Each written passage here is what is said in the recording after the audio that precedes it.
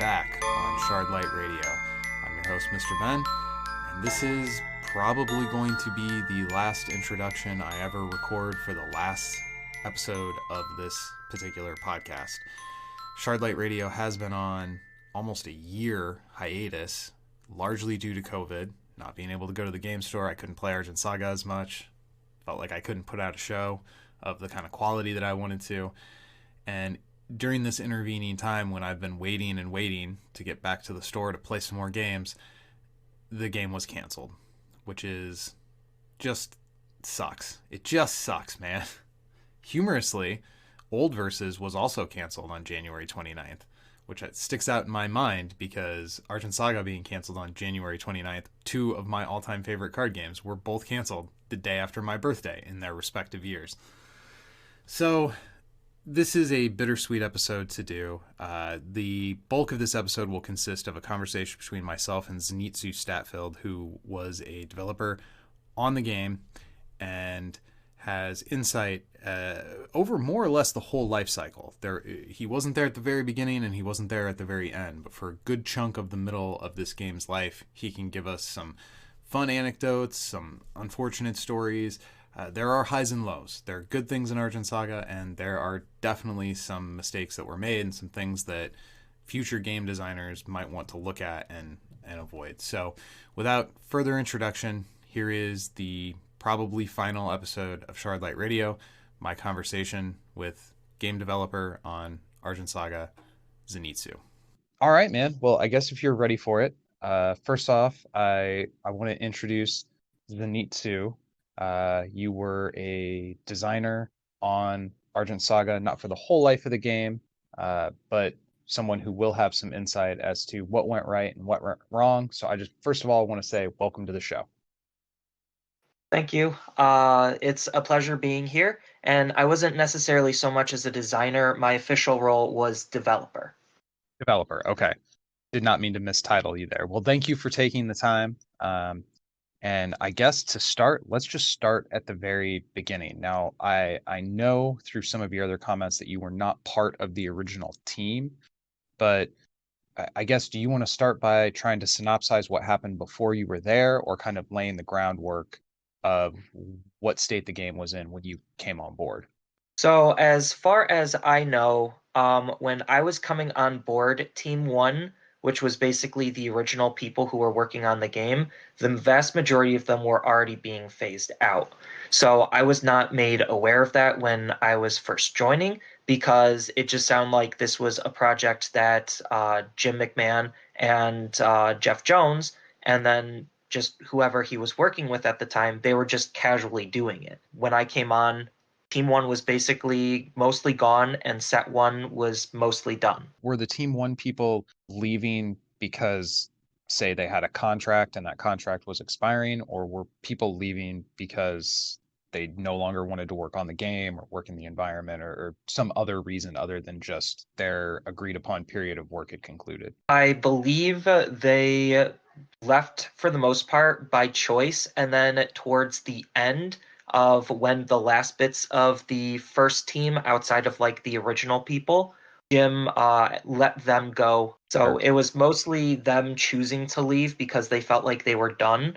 And then the remaining bits, Jim had to let go due to various reasons. What I'm sort of circling around is there wasn't some big blow up where a bunch of the team walked out because some terrible thing had happened. It was just there's people who came on to get the game going, but it was generally not their intent to stay with the game for its life cycle. Is that a fair summary of your impression of what happened with Team 1? As far as my understanding, yes. The last bits of people that I worked with in Team 1, they were just making ginormous internal turmoil or just ginormous mishaps, and that's why Jim had those people go, was because it was leading to infighting and it was leading to actual like problematic things that could pan out very poorly for the future had they continued. I don't want to put any words into your mouth or put you in a position to put words into somebody else's mouth, but just as an outsider, I'm trying to get a grasp on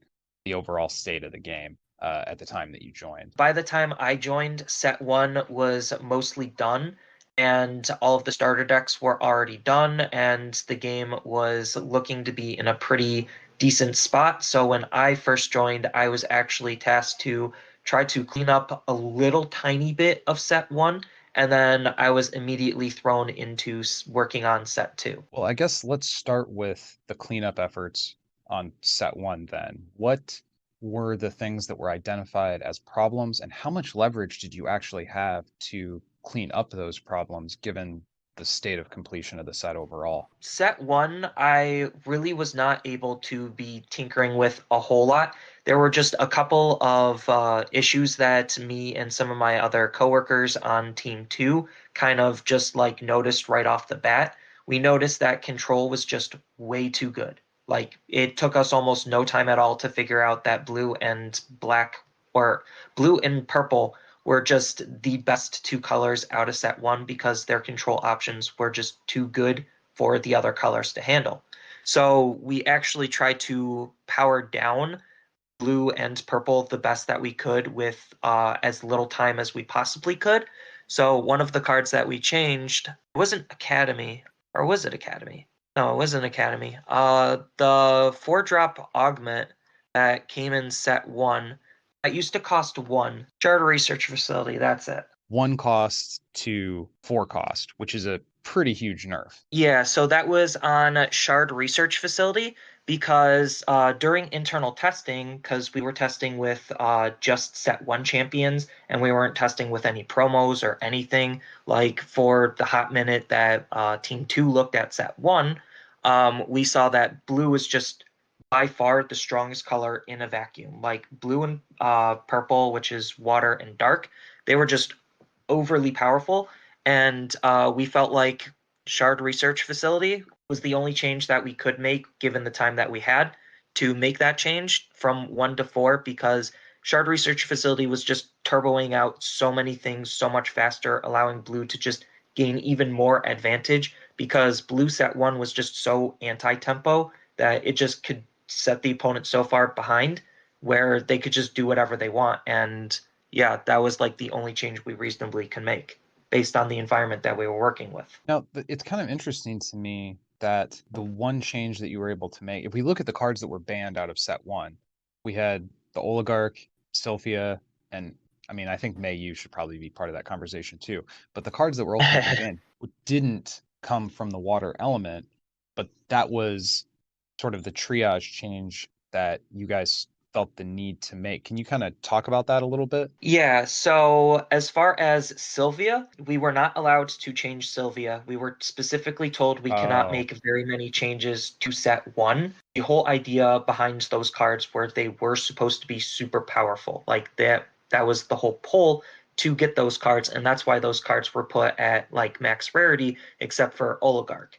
Oligarch, we just didn't think that the tools were there for Oligarch to be good, and then lo and behold, in set two, Reparbloom gets printed, and that card has its own story, but Reparbloom gets printed, and then Oligarch immediately gets put under the microscope. And arguably, Oligarch wasn't a problem within the Betrayal starter deck meta, I don't think. No, because like there was nothing to really abuse it with.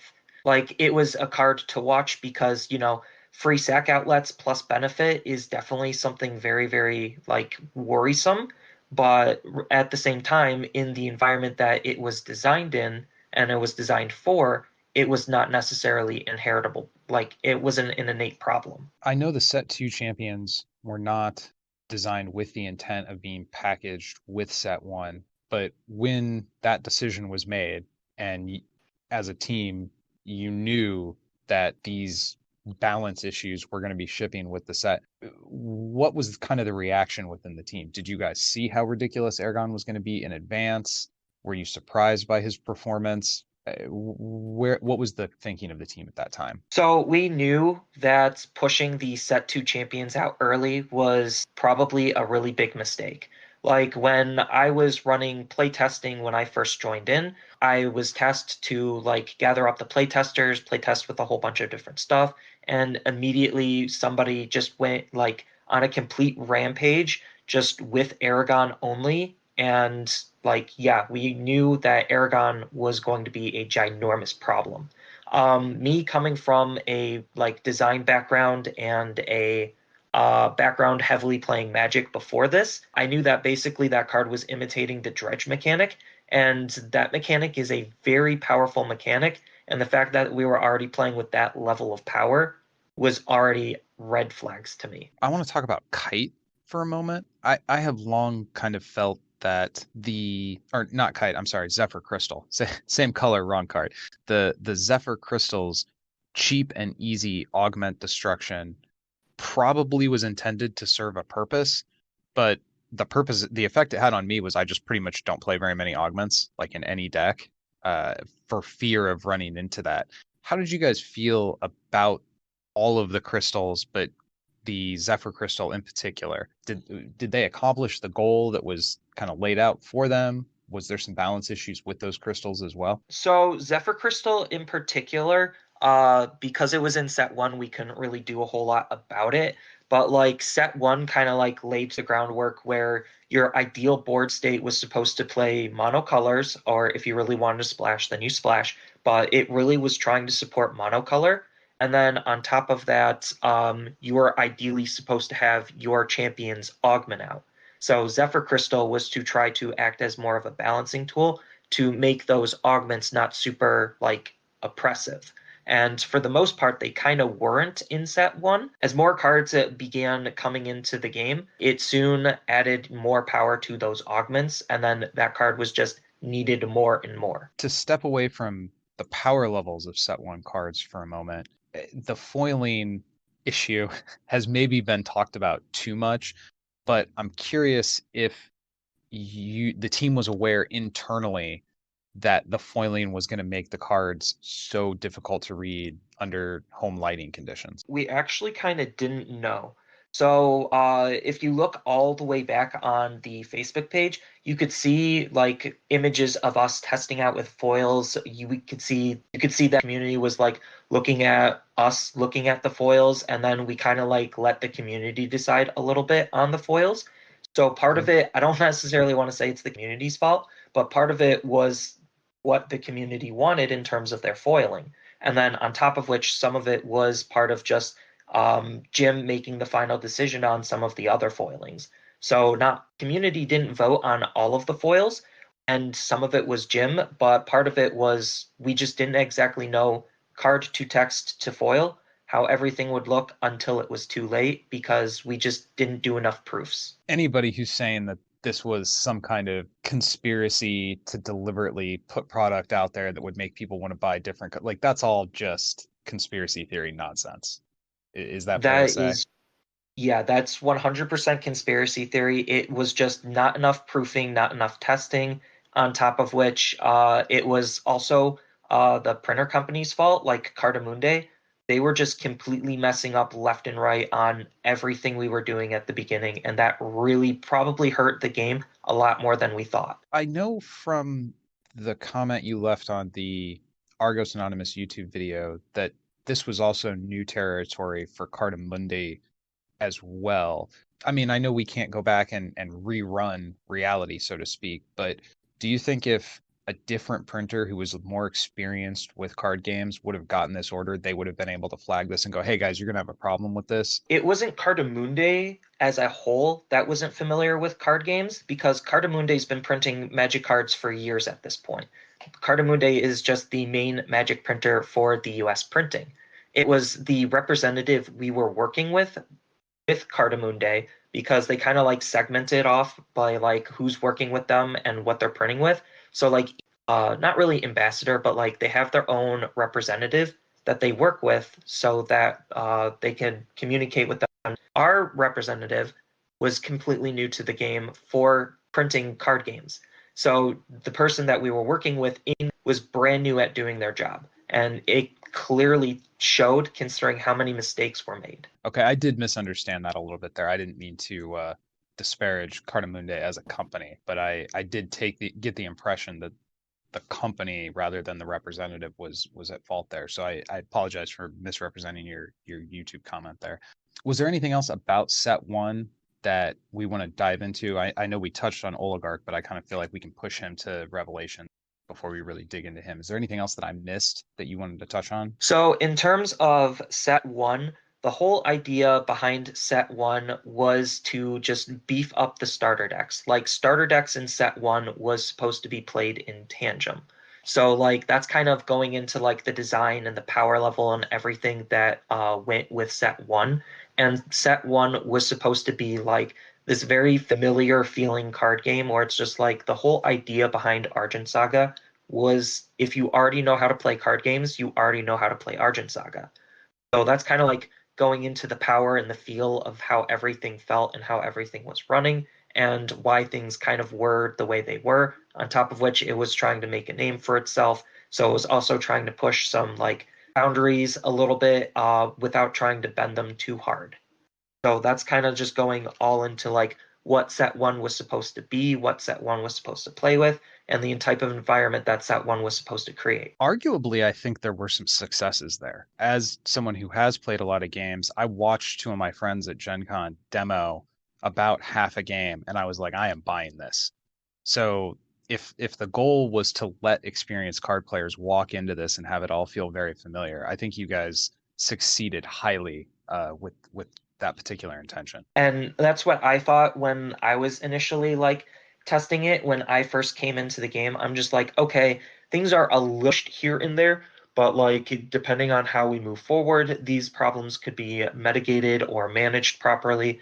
And like it just felt really, really decent based on what I experienced my first time with the game as well. So I think it did do a really good job at it. It's just the what came next was a little bit unforeseen. I guess I didn't include it in my outline, but I did want to mention the first time I came into contact with you was in the Twitch chat for the first championship, which I think famously within Argent Saga circles went a little bit long.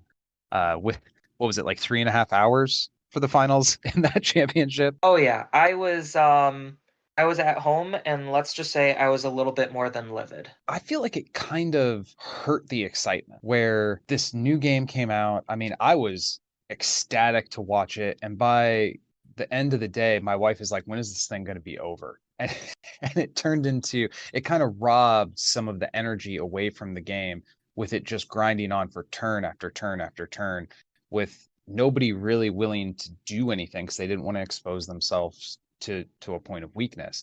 I know you said that the team identified that control was going to be too strong. Did you guys see this kind of finals coming, or was this a surprise even to the team internally? So it was a surprise to the team internally because Jim was trying to push us to basically shorten the game's like length and time in order to play. So that's why like you see a lot more aggro tools trying to be like tested with in the future sets was to try to push the time it takes to complete games way down.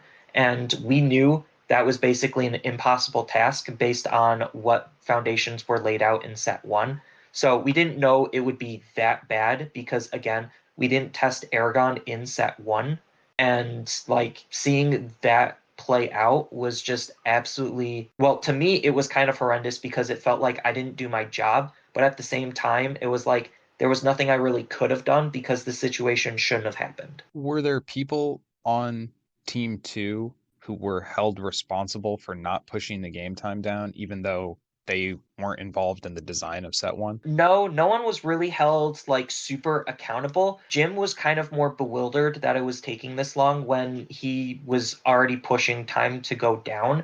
And he told probably Jeff at the beginning that he wants games to be relatively quick because he's coming from a TL perspective, making a game where it's just like, I don't want these games to be drawn out. And then here we are in a set one final where it's control versus control and the game is taking forever. I ended up going outside and chopping wood and listening to one of the end of one of the games on an earbud while I was doing work outside, so my wife wouldn't be mad at me.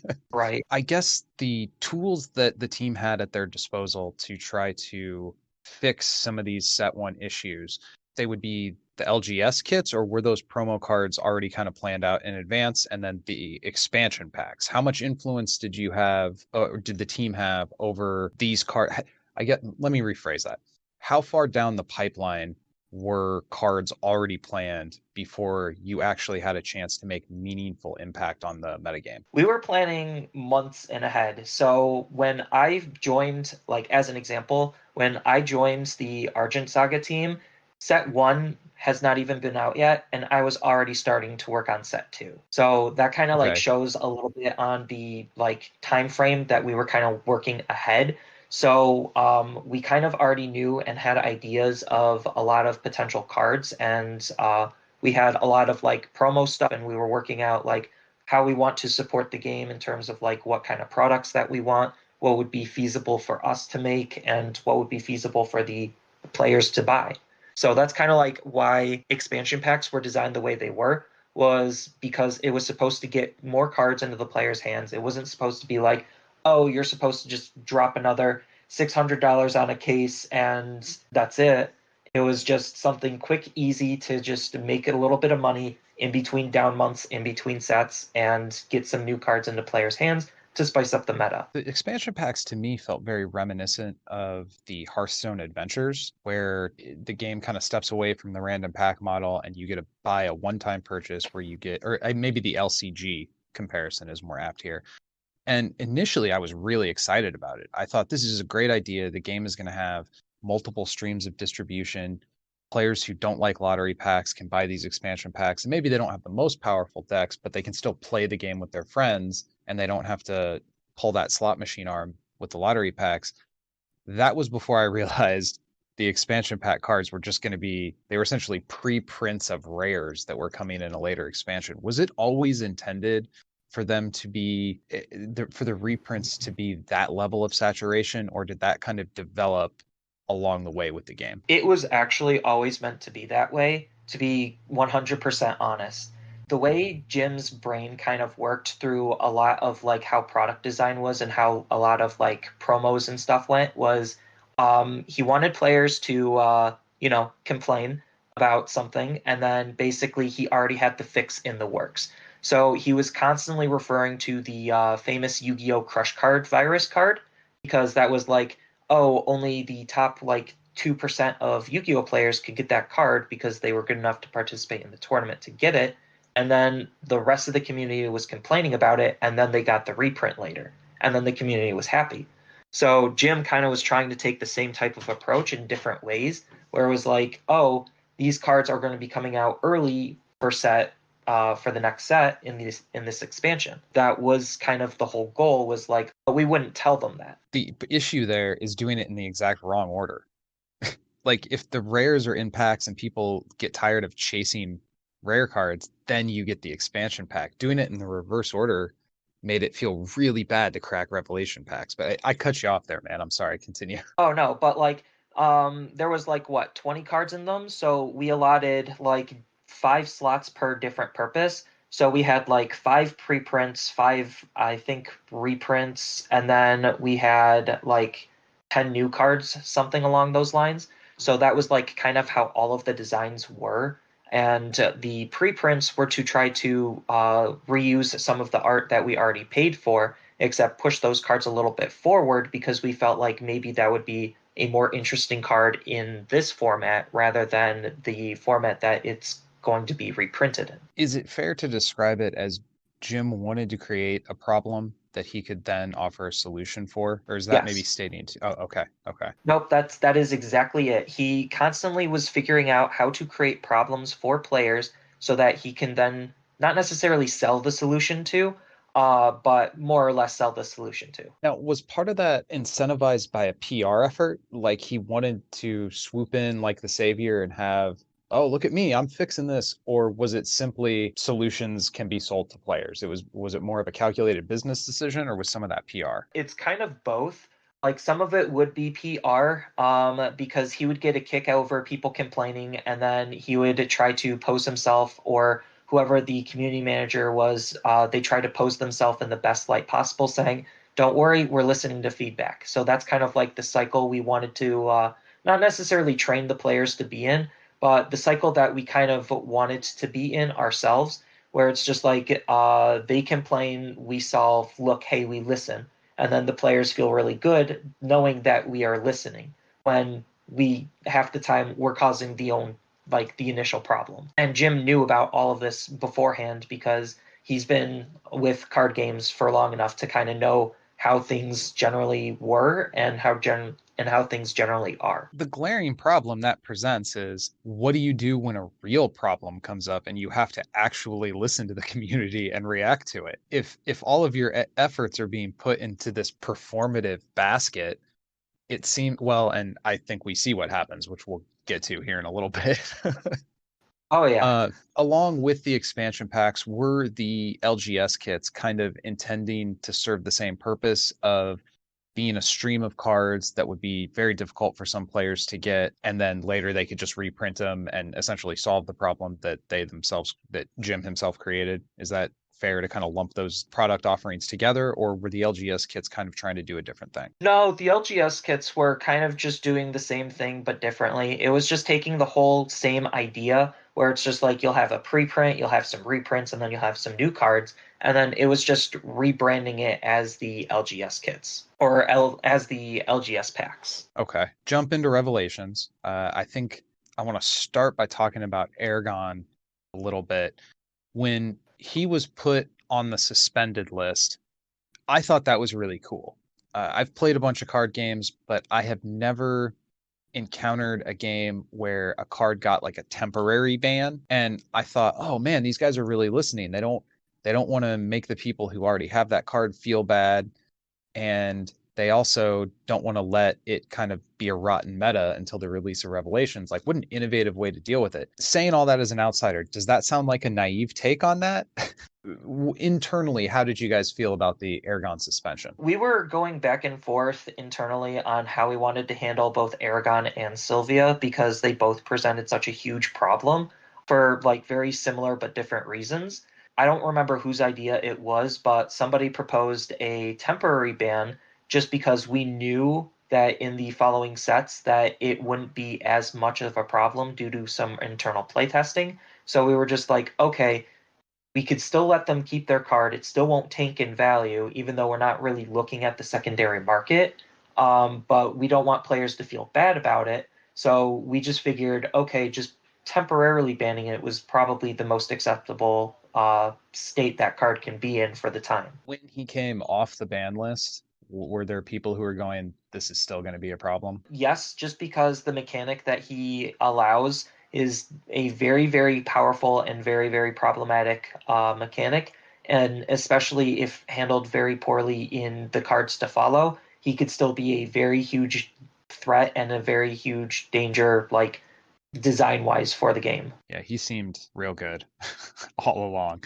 I think the big offender within Revelations has got to be Repro Bloom. This was the card that set off maybe the single biggest community disaster, maybe one of the two biggest community disasters with how this card was handled. So, setting aside the community stuff for the moment, let's talk about Repro Bloom. What was the feeling within the team as far as the power level of this card? Were there people who were really worried about it? Was there any division, or I guess just what was the state of the team with regard to Repro Bloom prior to the release of Revelations? 100% overlooked, to be 100% honest. So, Wow. yeah, so me and my coworker who were working on developing the game, he was also like he was co-developer with me at the time. Um, and basically we were just both looking at like parts of the set, and the part of the set that he was looking at had Repro Bloom. So when he was testing out Repro Bloom, he was just like, this thing just dies constantly. This card must not be very good.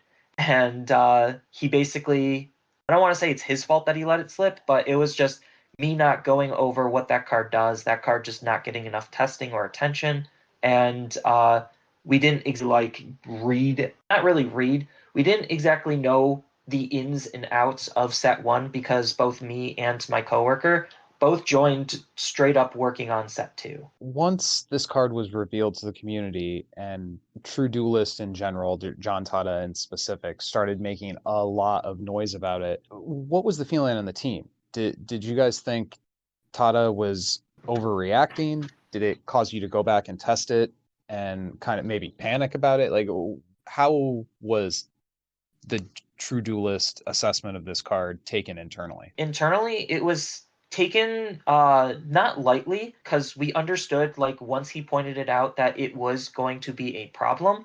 It was just, we felt like the way he was handling it was very distasteful. Like, it was very like, oh, this is a problem, you guys better fix this, you still have time, fix it now. And by the time he noticed it and let us know, it was kind of already too late. So it was like, oh, this card's already going to print, we can't really fix it. So we just have to like figure out a way around the card without banning it, because we don't want to ban a card from the new set. That's a feels bad moment when a card's already banned and you open a pack on release day and get that card. That would be terrible. That's a PR disaster for sure. But we also wanted like concrete data to like see if players could adapt around this, and if it was like as egregiously, disgustingly broken as he's basically claiming. And we just didn't want to act like super, super quickly without some data to support the evidence. Even though, like, yes, just reading the cards side by side, yeah, it was kind of obvious and it was just completely overlooked. Again, we just felt like he was just being a little distasteful on how he was handling it. Kind of hyperbolic, both in terms of the card assessment itself and in some of the judgments being laid onto the team. Is that maybe a fair way to? 'Cause, I mean, as I was not part of this particular blow up, but I paid close attention to it, and I did not necessarily think that Tada's analysis was incredibly far off. Like, I do think Repro Bloom is a ridiculously powerful card. However, we're all humans. We don't have to be rude to each other about it. You know what I mean? Right. And like it was kind of just the rudeness in his approach that kind of like it didn't turn us off from listening. We were listening. We just wanted more evidence to see if players can adapt around broken strategies, because sometimes they can, sometimes they can't. Sure. Did Jim's reaction and the kind of public clashing of swords that he had with True Duelist and Tada in specific, did that apply any additional pressure to the team with regard to game balance? I could easily see a situation where it's like, man, we do think this card maybe needs change, but at this point we've kind of dug our heels in and there's this PR mess to deal with. Did that make everybody like more resolute to keep Repro Bloom? Did that make people feel like they needed to change? Did it have any impact at all in terms of the balance conversations happening around that card? Not entirely. So, like, the whole point on why we decided not to ban Repro Bloom or do anything about Repro Bloom is because we needed games to end faster. Like, that was the design team's, like, goal, was to have games end faster. And if that card was making games end faster, then we were kind of okay with it. It was when Oligarch was introduced into the picture that we were just like, okay, that needs to be stopped. But as far as, like, what Repro Bloom is doing, we just let it go just because we needed games to go faster, and that was one of the best aggro tools that we had in the game, even coming out of set 2. Because when we were testing set 2, we didn't exactly know to the level of extent how good the control was from set 1, and that carried over to set 2 just a little bit, and we definitely needed to up the aggression. So it didn't exactly influence us that much. It just made us very conscientious on how we want to move forward with certain cards. Do you feel like the Oligarch Sylphia ban got it right? Were there other cards that you would have liked to have seen banned at that same time? Do you think those two cards deserve the ban that they got? Those two cards 100% got the bans that they need. So I don't know if this is like the most secret of information on how good Sylphia was, but Sylphia was making the game not very fun. And it wasn't necessarily the power level of the card, it was just making the game not fun. Because you could play out to Sylphia, it's just you don't want to play out to Sylphia because it makes the game a lot slower, and that's kind of counterintuitive to what Jim wanted at the time. So it was like Sylphia just was making the game not fun. That's why it got banned. And then Oligarch got banned just because Repro Bloom is a card.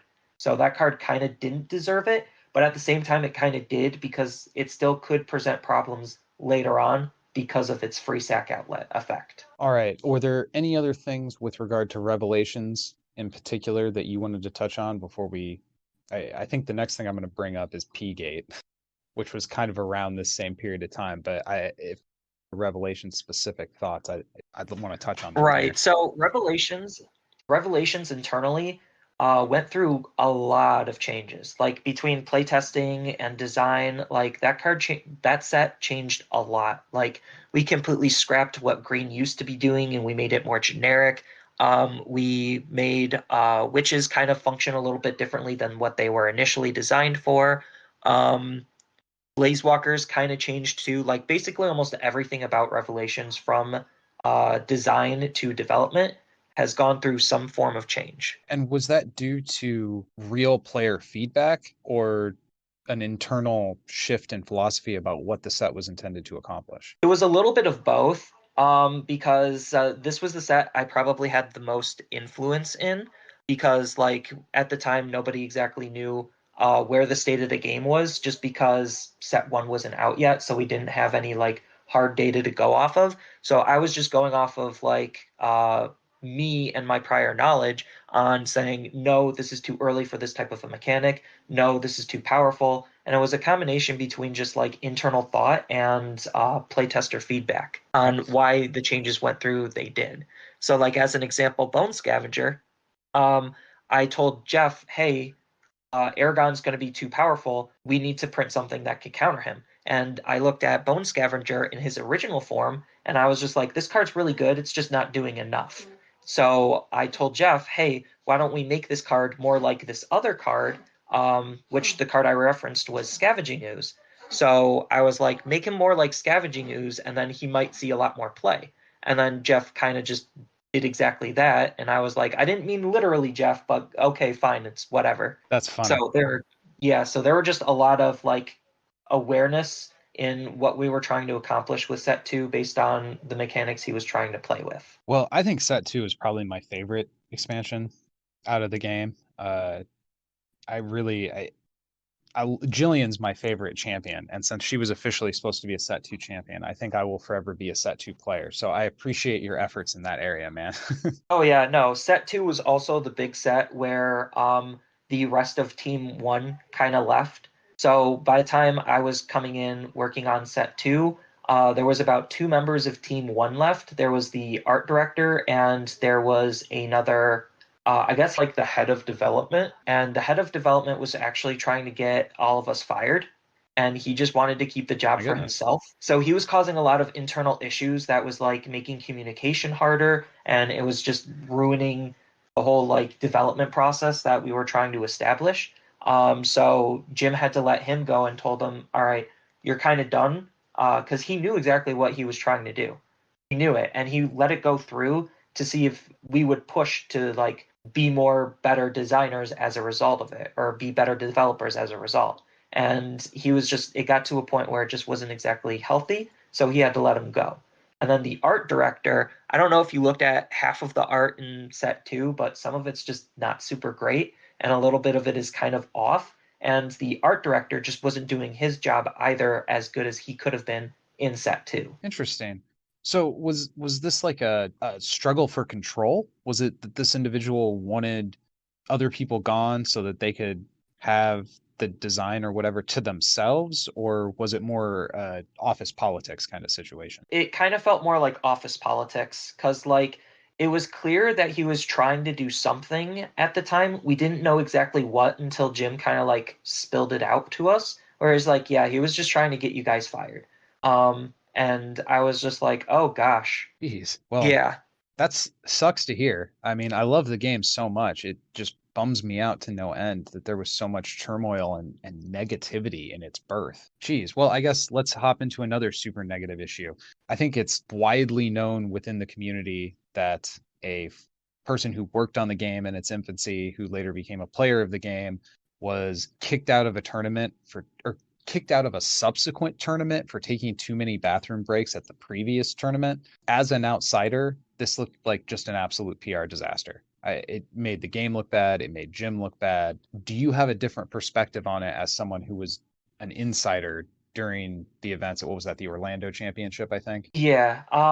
As an insider, I completely agree that the whole thing was just something I couldn't even fathom that was happening. I'm like, okay, I could get why Jim didn't want him to play, but like it kind of just seemed really weird that this was his excuse. And like his excuse was coming more from like a TO brain rather than a business brain, where it's just like, okay, this player is clearly doing something wrong here, and he's clearly slowing down the pace of everything. Like Jim is in complete TO brain when he made that type of like blowout. And while I do kind of understand it, I do think it was kind of like a little not called for. Was there a feeling that this was targeted, that it was more, we want this person gone and we're looking for a reason to get rid of him? Or was there a legitimate, genuine concern about him manipulating the tournament rules to slow play a deck and essentially try to win matches by not having to play as many minutes of those matches?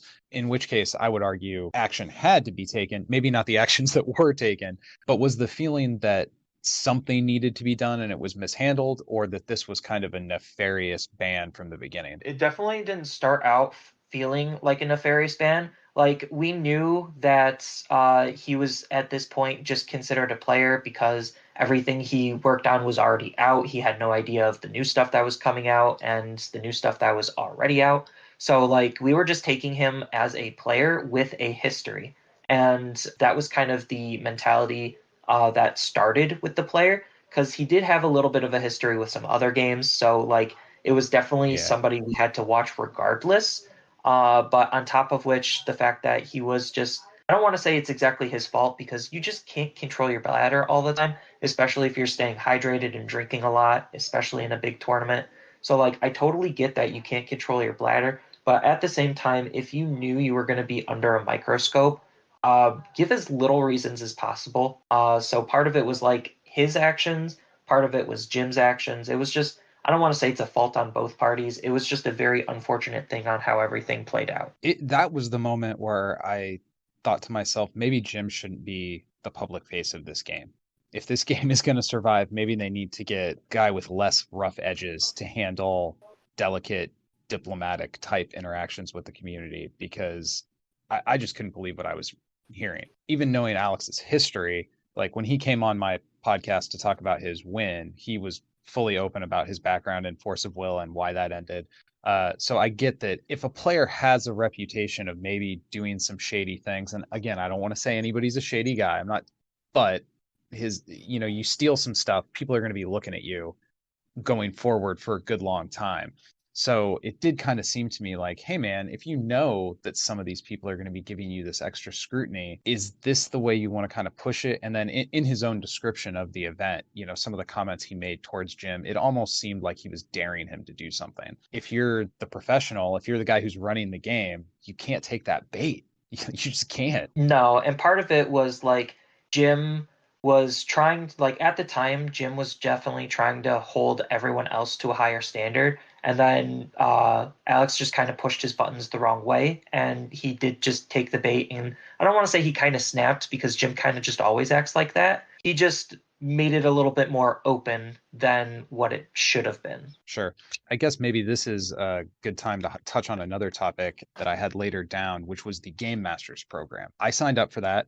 I wanted to be a part of that. I really wanted to help promote the game. And there was one call in particular where I got on the phone with Jim and he just tore into me because he thought the question I asked was dumb. And I'm thinking, dude, I'm taking my free time to try to promote your game. Like, are you mad at me for wanting to promote your game? I just didn't get it. But I've heard from several people that maybe that was me misreading how Jim is, and he's just kind of abrasive all the time. Is that maybe a fair way to summarize his general demeanor? Yes, he is a very abrasive person the vast majority of the time. But part of it was like he wanted the Game Masters program to do well, and he wanted everyone to understand and be on the same page. So like it was the stress of just trying to get that going, that like, and the fact that it wasn't going, kind of like was getting to him a little bit, because the game was, I don't want to say it was on a decline at the time of like set two, but it definitely was not doing very well. And he really wanted like people to start pushing this. And the fact that it wasn't catching on was definitely very worrisome and definitely very stressful for him. Now, when you say maybe it wasn't doing well, was that in terms of tournament attendance was starting to drop, or was that also reflected in overall sales of the product? It was both. Like tournaments, we kind of expected a little bit of a dip between set one and set two because it's like, yeah, not everyone's going to be on board after playing set one. Some people just aren't exactly thrilled with the game. So we did expect like some dip for a little bit. We just didn't expect like the sales to start also dipping as hard as they did. Was the internal feeling that having to go back and get Betrayal 2.0 printed, was that looked at as a contributing factor to the sales dip, or were those treated as independent data points? No, because at the beginning, I believe that we communicated as honestly as we possibly could that 1.0 was a mistake because the printer was just screwing up. I thought that was clearly conveyed and communicated with the community that this stuff happens. Some people aren't good at their jobs, they mess up, and it leads to stuff like this happening. So I thought that was communicated at the time well enough, but like it definitely didn't. I don't think it helped, but it didn't hurt. Like it kind of just kept things at a neutral. It just was like a, oh, this is kind of awkward kind of situation. I know at my local store, I almost feel like it helped because it built this almost artificial scarcity, like the lull between when everybody got home from Gen Con and when 2.0 came out, there was like super high demand for cards and there weren't any cards to get. So when 2.0 dropped, I think everybody I know maybe overbought that set just because of that period of artificial scarcity. But I could see how a player who does exactly what I did could look at set two and maybe not be as excited about it, especially realizing that the expansion pack cards, like whatever percentage of rares you open in your set two packs, are going to be cards you already have at home. That was a bummer. Was any Yeah. of the impact of how the expansion packs actually played out once players realized their relationship with the rares in the subsequent set? Is that kind of what killed the expansion packs? Was that player feedback anticipated in advance? How did that relationship play out with regard to overall sales, or what was the feeling of how that relationship played out with regard to sales? So we kind of knew going into it that the expansion packs wouldn't be very popular, or they wouldn't be like, at least the way we were developing them, they wouldn't be very popular, and like the long-term longevity of them just would not really exist because we can't keep this type of a model up forever. So I don't think it negatively affected the sales of the second set. It just definitely made us try to reassess how we want to do that type of model going forward. And we were kind of already locked into doing like the next one or two, just because those products were already designed, they were already in the works, they already have everything done for them. So it was like, okay, we need to just stop doing this because it's not making us money and it's just not being very helpful for the overall state of the game anymore. Was there feedback from retailers that they were getting stuck with a bunch of these expansion packs? Was that a factor in this at all? Yeah, because it was like there were too much stuff that they couldn't move, and like there was the whole sticker issue where it's like when we tried to do the foil and the not foil ones, that just did not exactly play out the way we wanted to. So like the whole just product line just ended up not being very beneficial for anyone. And like we were kind of forced to do a couple more just because they already were in the works and we didn't have a replacement for them yet. So like that's just kind of what happened with those. I actually took a mailing scale to my store. I'm good friends with my local guy, and I weighed all the packs and found the foil one in the box. I was like, I'm gonna buy this one, man. So yeah, I could see how the foil that just didn't work out. That just wasn't great. Do we want to get into Ascension or the LGS pack next? Whatever you feel like. All right, I guess let's hit the LGS packs. What was the general purpose of these pay $5 for one card? Was this meant to get the players excited? Was this meant to get the retailers excited? Who was the LGS pack product targeting? Who was it for?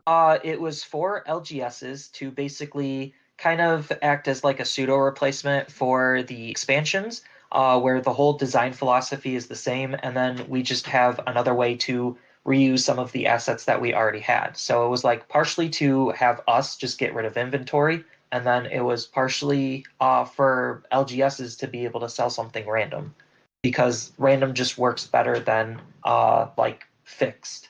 and we just needed something quick and easy to do just to push something out. Was this maybe, I was going to say Band-Aid, but that's perhaps too pejorative. Was this something that was planned in advance, or was this in reaction to how poorly the expansion packs did? That this was, hey, let's try this idea, but a little bit different way? My interpretation was it was more of a reactionary thing, just because like we needed something really quick. We needed to get like we were sitting on a whole bunch of cards that we couldn't do anything with, so we just needed something to like push those forward. So that's why like you see certain like stamped cards being in there that were originally harder to find, was again drawing back to the crush card virus. People couldn't get these. Now they buy this knowing that it could be in there, was definitely a way for us to get out inventory and get out cards, and for stores to try to sell those and to get cards in the players' hands. Was there like a warehouse of already printed cards, and then somebody went through and card by card stuffed those envelopes? Because it sounds like these cards weren't manufactured with the intent of them being the LGS pack product. Yeah, that's exactly what happened. We Oh my printed God. we printed the envelopes in house, and we just had a stock full of like single like cards that were originally designed to be promos or designed to be like handouts. They were designed to be like have something be done with, and we were just sitting on them and we couldn't figure out how to get rid of them. So that's kind of like the inception of how the LGS kits kind of like came to be and how they were handled, down to like the packaging and everything.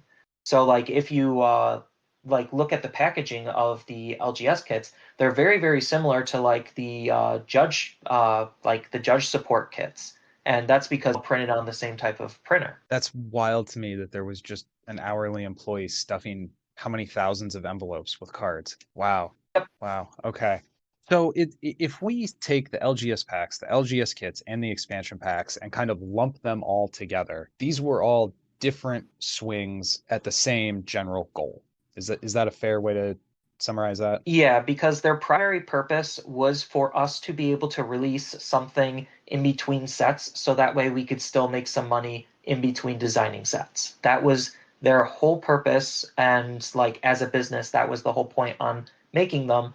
And then the subsequent effects of making them was meta influence, getting cards out, reprints, preprints, all that stuff. So I guess let's jump into Ascension. This was another set that you worked heavily on, correct? Yes. Were there card balance issues within Ascension in a vacuum, and or were there issues with how the Ascension card pool was interacting with the previous expansions that were things that the team was aware of and worried about prior to the release? Ascension's testing phase kind of, I don't want to say it took like a downturn, but it definitely wasn't as thorough as it could have been, because we changed how we were doing testing at that time. So there was definitely a lot of things that had a higher chance through in terms of like letting cards go unchecked.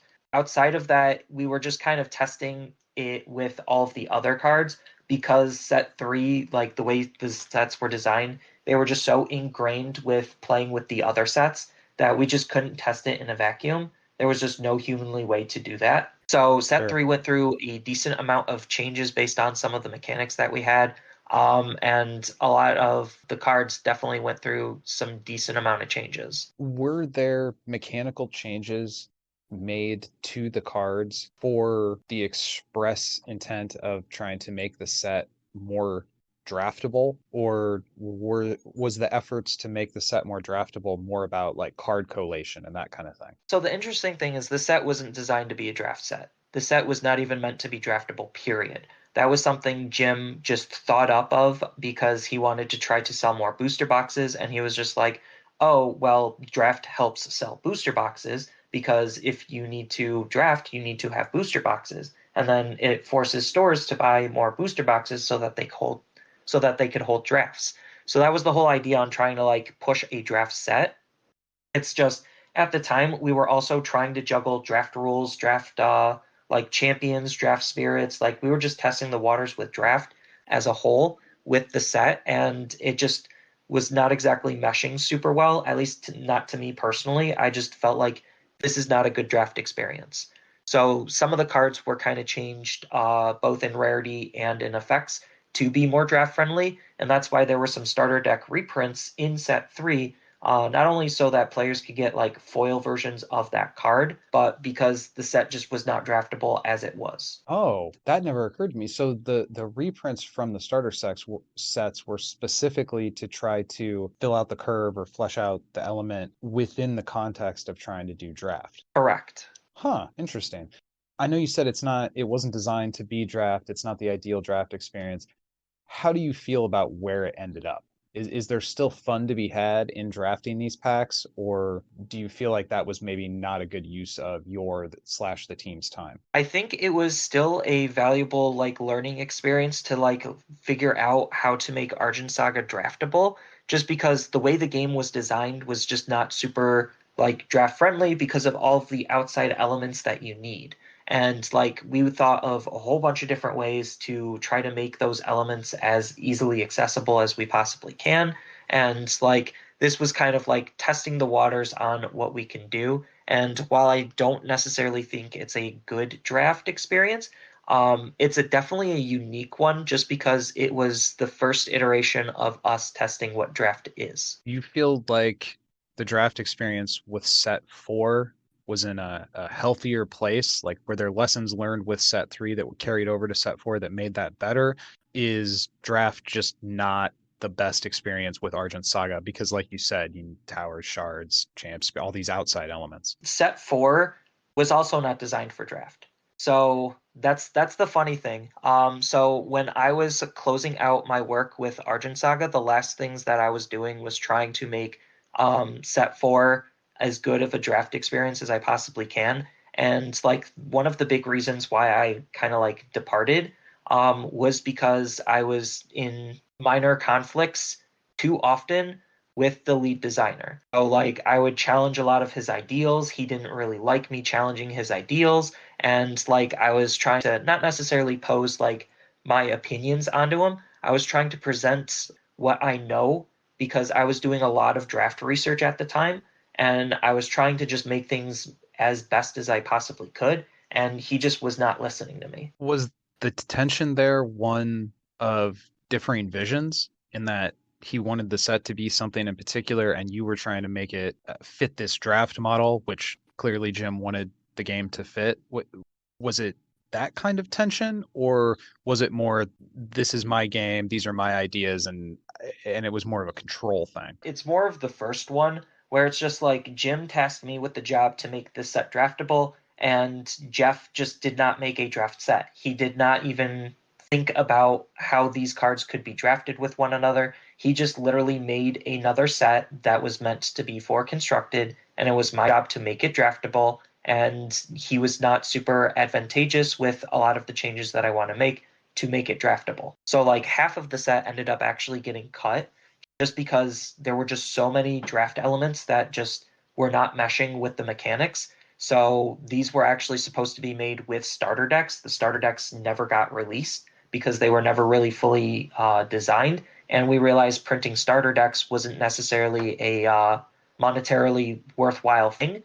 So like set 4 just fell into like this weird, really weird territory where it's like we have this ginormous pool of cards. We don't know exactly what to do with it, but the vast majority of it was not draftable. Wait, do you think, given adequate time and maybe a unified vision within the team, that an Argent Saga set could be made draftable, or is that just an artifact of how the game works that it's not the most draft friendly game? I think draft in Argent Saga could work. I think what we currently settled on as far as like introducing all of the outside elements was kind of fine. But like in terms of like building a deck and constructing something and drafting, I definitely feel like if there was more time and attention to actually building a set ground up to be draft friendly, it could be. Yeah, I mean, I'd be inclined to agree. I really liked playing sealed more than I liked draft, but we kind of had house rules to make sealed run a little bit better. So around now, so Ascension has been released. Is this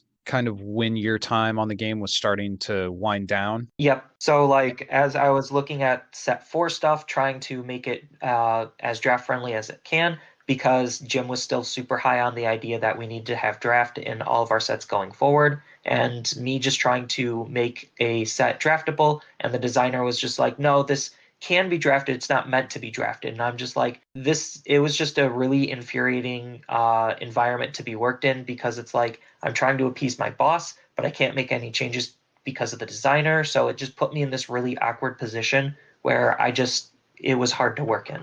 Sure, that sounds very understandable.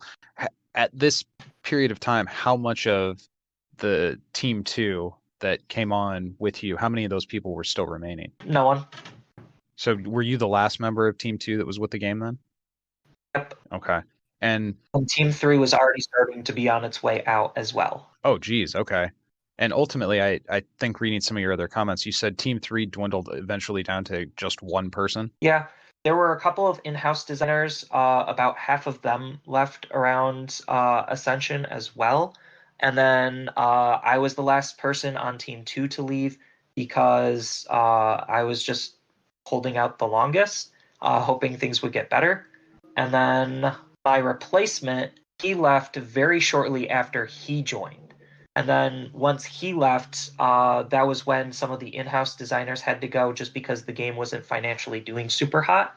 So it was like this downward spiral into like, oh, this isn't, like, we weren't jumping ship, because we all still wanted to be there. We all still wanted to work. It's just the stars were not aligning for us to be there at that time. This is right around when COVID swept the United States, correct? Yep. So the ironic thing with COVID was, right as COVID hit and I left Argent Saga, my lease for the apartment ran out.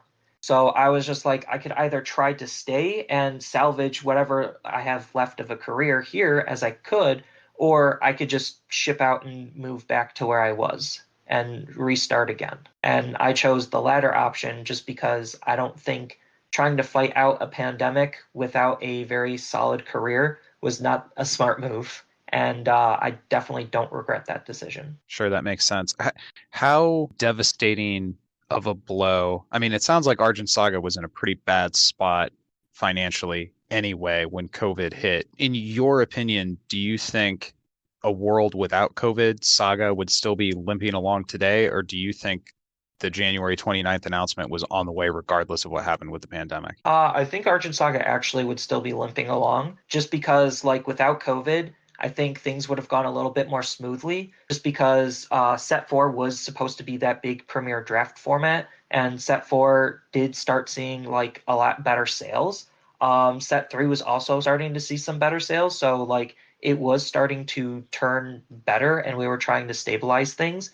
But I don't know exactly how well Set 5 or Set 6 would have been developed. I don't know how well those sets would have done in order for them to save the game from its, essentially. Because Set 4 was supposed to be the big, like, turnaround set where it's just like, okay, the end of the main story is done. This is kind of the soft reboot. At least that's what the designer has told me. He's like, this is supposed to be a soft reboot where everything's just going to start fresh again. Was the intent to go to like a different continent within the world of Argos? I know there was some conversation about how there were other pockets of inhabited places within Argos other than the characters that we kind of came to know and love within the first few sets. Was that kind of the idea, that they were going to step to another part of the game world, or was it more of a reboot in terms of game mechanics? They wanted to change something fundamental about how the game would go, I guess, starting with Set 5. Or is that stuff that was after your time? I mean, so the story, I have no idea what was going on through Jeff's head at the time. But it seemed like he just wanted to take a whole bunch of things that people liked and then slam it all into one set. So, like, our art director, so he kind of just made Blue all about penguins just for him. He knew people really liked dinosaurs, so that's why Red got a whole bunch of dinosaurs. So, like, it was him just trying to appease to as many different people as he possibly could, and then tie that into the story. That's kind of just my interpretation of it. I'm not him. I can't say for sure. But mechanically, It was supposed to be a soft reboot, just because it was supposed to incorporate more of these draft elements. You know, what's kind of funny is that summary of Set 4 taking things that people like and cramming them into one set. In a way, that almost describes Argent Saga. I have described this game many times as a Frankenstein-esque creation that grabs all of the best elements from all my favorite games and crams them into one game. So for set 4 to be almost the same thing, but in microcosm, seems very appropriate that is the, I guess, ending note, unfortunately, for this great game. Right. You have publicly released a set for Argent Saga. Now, were you the only person who worked on that set, or was this something that was being hammered out by the team during your time with them? So the funny thing is, this set was the set that I made was designed with draft in mind. So like I was already tasked and working on set 3, and I was like, oh, let me just make a set in my free time to make it draftable, to make it like something different and try to have everything like work with everything else while still being its own unique thing. So I was kind of working with me and one of my friends who knew absolutely nothing about Argent Saga. He's just my very well trusted colleague who I respect his opinion a lot, and he also knows a lot about card games. So even with him knowing zero about Argent Saga exactly, he was still able to help me design a lot of cards for Argent Saga to make them as fun and impactful as they could be. So was this set like a mock-up? Was this something you were doing as like a proof of concept to make a draftable Argent Saga set? So the funny thing was, after I told Jim I was working on this, this was at the time where he was actually in conflict with the lead designer. I don't exactly know what it was exactly over. Actually, I kind of do. It was about him not exactly doing the best job that he could. So he was threatening to replace him. And here I am designing a set, and he was actually going to print and test this with some higher level like people that he had counseled him before on how to make a trading card game. So he was going to privately test the set with them to see if the set is good. And unfortunately, Jeff said, all right, I'm going to start stepping up my game. And Jim was just like, okay, that's fine. And then my whole set got shelved from that point forward. Oh, geez. So he took all of your work and used it to leverage pressure on one of his other employees? No. It was more of the reverse. I kind of knew that was happening, and I was using it to try to leverage my position to be better. Just Oh, because, like, okay. I did want to end up being a designer because that was my whole like goal and intention. It's just he didn't want to have a co-designer, and I feel like if there was a co-designer, somebody to actually check Jeff's designs and work with him from inception of these designs, I think the game would have been in a way healthier position. But because Jeff was kind of left alone to go wherever he wanted, I felt like certain aspects definitely could have been a lot better in the overall design. Do you have any plans to do anything with this set that you designed, or is it just kind of there on the internet for fans of the game to take a look at and appreciate? Right now, it's just there as fans, like just there for the fans to take a look at, to print out and play test. As you could see on some of the cards, or if you took a look, none of the cards have any rarities. None of the cards have like, there's still a couple of missing elements to them just because they were still a little on the raw side. Because again, the whole idea was it was supposed to get developed and tested and fleshed out. And the fact that it wasn't was like, okay, well, I could still release what I have and people could still print and play them as they are and still have a lot of fun out of it. Because I still think that for the most part, a lot of the cards and a lot of the designs were just really solid designs on their own. Well, the first thing I did when I saw that you had posted that was click on the blue cards because water. I mean, I play blue in Magic.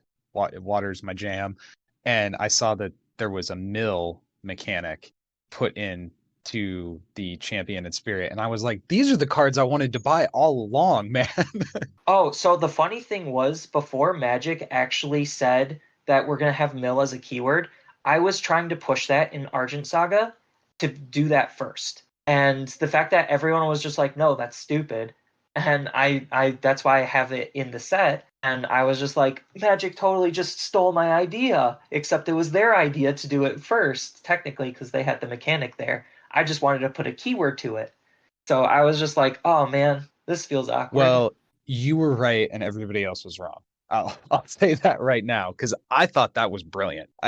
This is a slang term every single card game player who's been around for any amount of time knows, and now it's in bold like a keyword. I thought it was brilliant. Right, because that was the whole idea. It's just like everyone is familiar with the word mill. They all know if you say mill, what you mean. So it's just like, why not just have that be a keyword? And the fact that they just didn't want to do that, I was like, all right, fine. It's totally acceptable if you don't want to do that. And then Magic does it, and I'm just like, well, now I feel like I'm correct here. That happened a lot, by you the were way. vindicated. Oh yeah, no, that happened a lot when I was working there. I would come up with an idea, and then like something would happen, and then it turns out my idea was better, and I was just like, well, I don't want to like keep gloating, but like you guys need to start listening to me more. Sure. Like that was the big thing with working there, was I never felt like I was heard. Even though I was like doing some really important work there, and I was like running playtesting, changing cards, and talking with Jeff and all that stuff. Like I was still doing important things. It's just at the end of the day, I don't feel like I was exactly heard. Would it maybe be fair to summarize these working conditions as a room with too many big egos? Yes, 100%. Because like if we like looking at Team 2, we took a pro Force of Will player who is currently the number one Force of Will player in the world. We took the best judge from Dragon Ball Super. We had Jeff Jones, one of the best Yu-Gi-Oh players in the world, and then we have me, a up and coming designer who's fresh out of college. Oh, so on that particular totem pole, your accolades are the least flashy, and people therefore then treated you as such. Is that kind of how that dynamic played out?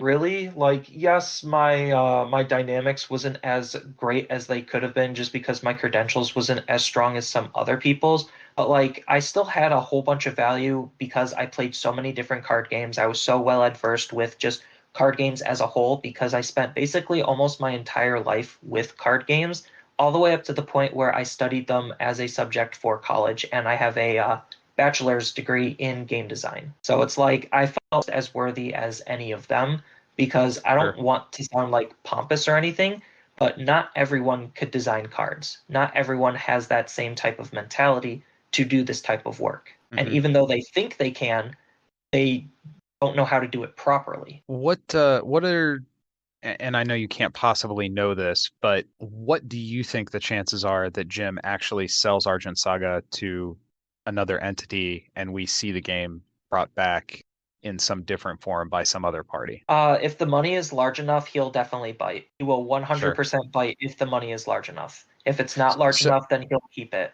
So would it be fair to summarize it that Jim doesn't feel necessary? And again, I don't want to put you in the position of putting words in somebody else's mouth, but it seems to me like Jim cares what Argent Saga is worth. He doesn't feel particularly connected to Argent Saga as a product other than as a mechanism to make money. Correct.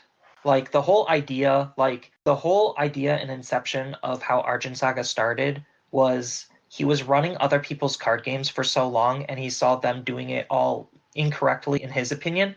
He wanted to make one of his own, run it correctly, and then have it be successful so he could laugh in their face and be like, look, you guys were doing this wrong the whole time. Here, I just proved it to you. That was kind of the whole purpose. I don't know how many good ideas are born out of pure spite. You know what I mean? Yeah, like Jeff was already kind of like toying with the idea because like Jeff is still a very intelligent human being, and he actually got the opportunity to work at Konami. It's just Konami gave him an ultimatum where it's just like you could continue working for us or you continue playing the game. And Jeff was just like, okay, I'll just play the game then. And then he was just working on his own thing, and I don't exactly know how he brought it up to Jim to get this to be made, but that's kind of like in my head where things went. Well, that kind of brings us to the end of my outline. And while we have diverged from it a bit here and there, I appreciate you humoring me with those questions that I didn't send to you in advance. Is there anything else that we didn't touch on that you feel like is an important or insightful anecdote, reflections on your time with Argent Saga, the game as a whole, just anything else that we didn't cover previously. I guess more like COVID. We kind of did touch on COVID stuff because like a game would still be around without COVID. I don't know what the future is going to hold in terms of Argent Saga. I kind of hope somebody is able to buy it and the game continues and like it gets a reboot because like the whole point on why Argent Saga started at such a high power level was because he wanted that familiar feeling to also end in quick games. So it was like starting the game off at a higher power level makes things more interesting right out of the gates. And even though a lot of industry professionals told him not to do that, you need to build up to those types of mechanics, it was still just the fact that Jim was just trying to push the boundaries, rush the game, and just get it out and try to like capitalize on it. That was like both a good and a bad thing. I think as an experienced card player, the power level of the cards. So I was at Gen Con to play in Versus, which is my main game. And the Argent Saga tournament area was right next to the upper deck tournament area. And just looking over at the cards, I was like, man, I don't know what this game is, but it looks cool as hell. And then I saw it played and I hook, line, and sinker, I was in. It felt like it was a card game made by card game players for card game players. That was the initial impression that I got. Yep, and that was the whole serving pitch. Yeah, well, it got me. It worked. I do have one last question that's not on my list that just occurred to me. Do you know what the intended purpose was for the bingo stickers?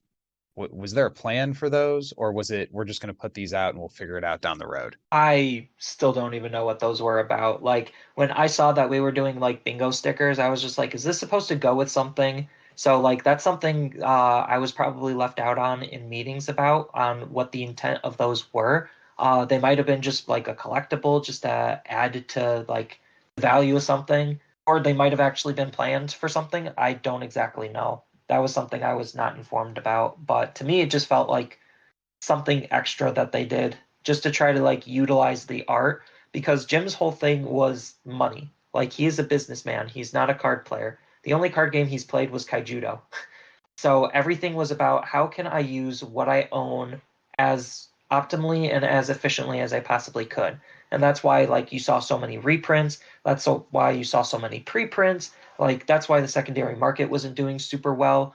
Like it was all because Jim was just trying to make as much money out of the few assets that he had gained just from making the stuff. Was there a feeling that the secondary market was unnecessary for the health of the game? We all kind of knew it was, but at the same time, like we kind of just didn't want to acknowledge it just because part of it we really shouldn't be acknowledging it. Like we got a chuckle out of the fact that Sylvia was the most expensive card when it came out, and it was like interesting to watch it, but we really weren't supposed to pay too much attention to it and acknowledge its existence just because like we could get into some legal issues where it's just like, oh, we purposely picked this card because it's worth something. The second we start saying that, it opens up to legal recourse, and we just can't do that. So like part of it was like that, and then part of it was like we also wanted to make the game as accessible as possible. So it's like having constant reprints of important cards definitely helps make those important cards a lot easier to get. And then again, Jim with his whole the whole crush card virus high that he was on, people would have a card that's hard to get. And then the whole idea was to make it easier to get somewhere else. So that way they can complain that it was hard and now it's easy. It seems like maybe the intent here was not any kind of hostility or even disregard for the secondary market. It was just we want the local game store to be able to make money off of our product by people coming in and playing the game at LGS nights, LGS packs, things like this, rather than selling singles. So is this maybe just another permutation of Jim trying to come at, or maybe I won't put it on Jim, but the game trying to come at what is established and well known as card game tropes and just doing things a little bit different? Yeah, that's kind of the best way of putting it because like his whole idea is he needs to support the local game stores because the local game stores are the ones that are going to be buying the products off of the distributors. So it's kind of like this trickle down approach where it's like he needs local game stores to be more interested so that distributors pick it up. So that way, that's how we would get our money is through that. So we didn't necessarily care so much about single like a single card's individual value, because that's not what we're focused on. We're focused on making sure that the local game store is able to buy and sell our products, so that way we keep that revenue stream going. Honestly, looking back on it with hindsight, we can poke holes. We can say, oh, this didn't work out for this reason. But as a strategy, I think there was some real value here. Trying to, rather than have the selling of singles be the secondary market that supports the game, it was more about trying to use the primary market of the game through distributors and game stores as the way for the game stores to get their money. And honestly, that almost seems like a more a legitimate way to do the business. It's just without events, there's nothing for the game to fall back on now, because the secondary single market has been killed by all the reprints, and now we don't have events, so nobody's going to the game stores. Really, it's a shame that coronavirus hit when it did, because it felt like there was buzz. I was starting to get people at my store that I wasn't personally friends with who were coming in and wanting to play at the game nights that I was running. And then when all that went away, really, that's what killed the game more than anything else, from my perspective. Right. Like, the big, like, part of it goes into, like, the big plot hole in, like, Jim's master plan was he was relying on events. Like, he was relying so heavily on events in stores, running events, and players being interested in playing, that, like, once that all shut down, it was basically a huge blow to the game. That's why probably, like, they had to come up with loot boxes as just a way to keep that revenue stream going, just because they had the cards already printed. They needed to do something with it, and they needed to see where, like, the coronavirus was going. So this was kind of like their out to try to, like, keep it as alive as they possibly can,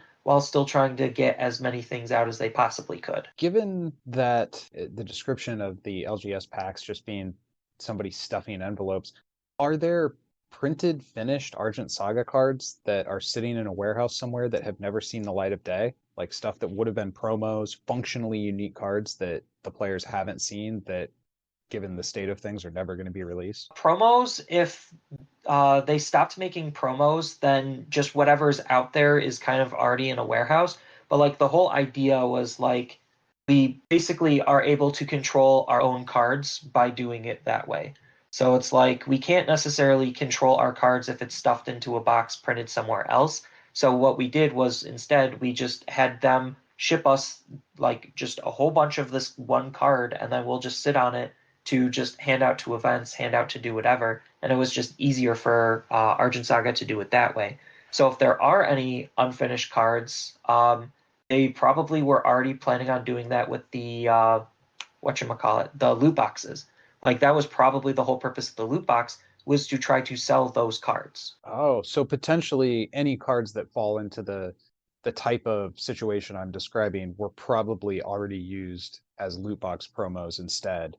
And there probably isn't some warehouse of functionally unique cards nobody's seen before just sitting there. No, and that's probably what led to Jim releasing the announcement when he did, was because he might have ran out and set 5 is nowhere to be seen. Because the fact that, like, we went through how many months without even hearing of set 5 definitely would have been a huge red flag that the game was not doing well. And, like, I was trying to push them, hey, if you really need to have a set 5, use my set, develop it. Like, it's already done, it's already there, because I have no idea where Jeff is in his design of set 5.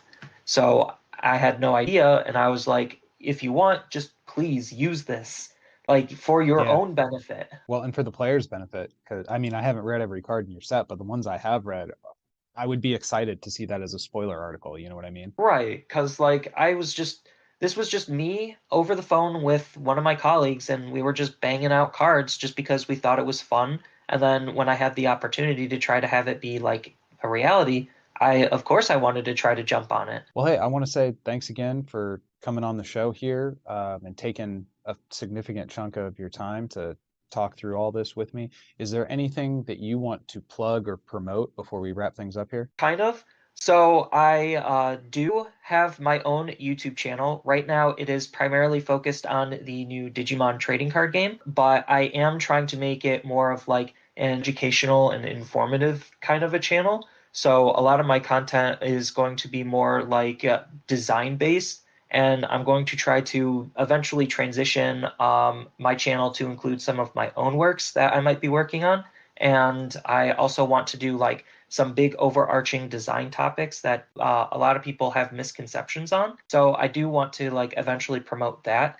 But right now it's just trying to build up my audience, and the Digimon trading card game is definitely a really fun and new card game. It is going through some of its own woes, but hopefully my channel can help alleviate as many of those woes as possible. Excellent. And what was that channel name? It is just Xanitsu. I try to make myself as as possible to find on all platforms. So if you just literally search up my name into X platform and you see it, then there's a very high chance that's me.